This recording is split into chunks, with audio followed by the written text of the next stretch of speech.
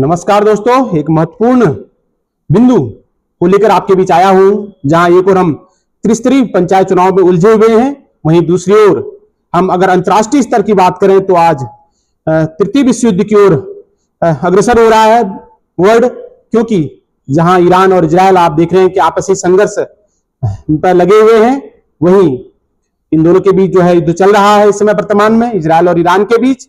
और अमेरिका भी जो है खुले रूप से इजरायल के साथ आ गया है और उसने ईरान पर जो है हवाई हमले भी कर दिए हैं।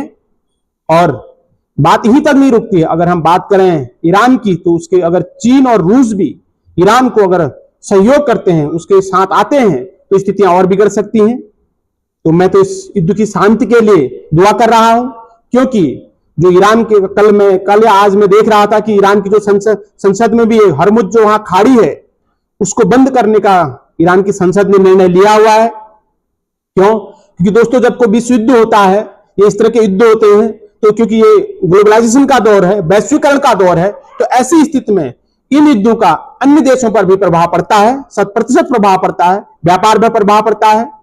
क्योंकि जिस हरमुज खाड़ी की मैं बात कर रहा हूं, दुनिया का 20% व्यापार इसी खाड़ी से होता है। जैसे तेल है, गैस है, तो विश्व को 20%, 1/5 भाग अगर मैं बात करूं व्यापार का, तो इसी खाड़ी से होता है।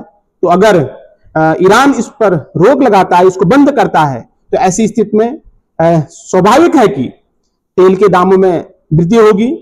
अभी मैं हमारे यहाँ जो तेल मंत्री वो है, जो इसको देखते हैं पेट्रोलियम और इसको, उनका मैं बयान देख रहा था कि भारत के पास पर्याप्त भंडार है, लेकिन फिर भी अगर हम किसी चीज को आयात कर रहे हैं तो हमारा स्टॉक कितने समय तक चलेगा, ये एक सोचनीय विषय है।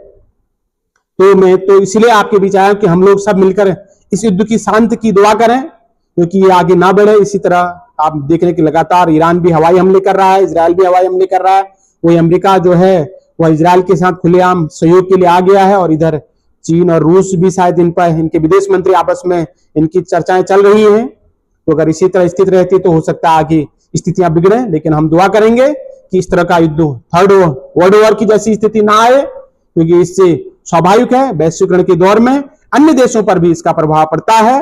और बेरोजगारी, महंगाई में बेरोजगारी तो खैर क्या, महंगाई में सबसे ज्यादा इसमें उछाल आता है। और क्यों? क्योंकि जो चीज कम मात्रा में उपलब्ध होती है तो उसके स्वाभाविक रेट बढ़ने निश्चित है। तो ऐसी स्थिति में अगर यह युद्ध आगे बढ़ता है तो एक सोचनीय विषय होगा, एक समस्या इसमें आ सकती है। तो पुनः मैं इस युद्ध की शांति के लिए दुआ कर रहा हूं कि इजरायल और ईरान के बीच मैत्रीपूर्ण संबंध हो जाए, या इस युद्ध शांति हो जाए, मतलब रुक जाए ये युद्ध, और सीज फायर जैसी स्थिति दोनों देशों के बीच में आ जाए, तो जिससे कि इस थर्ड वर्ल्ड वॉर की जैसी स्थिति ना बनी रहे। क्योंकि इस समय लगभग ये जो देश है इन सभी के पास अपने परमाणु हथियार हैं, और इन परमाणु हथियारों का अगर ये लोग इस्तेमाल करते हैं तो जान माल को बहुत बड़ा नुकसान होता है, देश को नुकसान होता है, और फिर पुनः अर्थव्यवस्था को पटरी पर लाने में बहुत लंबा समय लग जाता है, और बहुत ज्यादा आर्थिक रूप से, सामाजिक, राजनीतिक